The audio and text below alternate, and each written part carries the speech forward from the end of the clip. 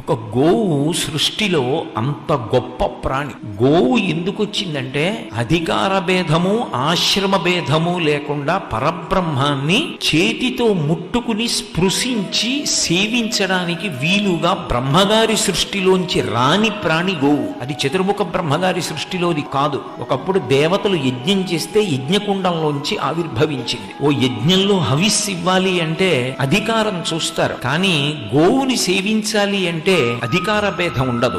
ఎవరైనా గోవుని సేవించవచ్చు. మీరు గోవుకి తీసుకెళ్లి ఒక అరటిపండు పెడితే ఆ అరటిపండు గోవు తిన్నప్పుడు సాక్షాత్ కామాక్షి పరదేవత ఆ అరటిపండు తిన్నట్టే. అన్నిటికీ ప్రత్యామ్నాయంగా వచ్చింది గోపూజ.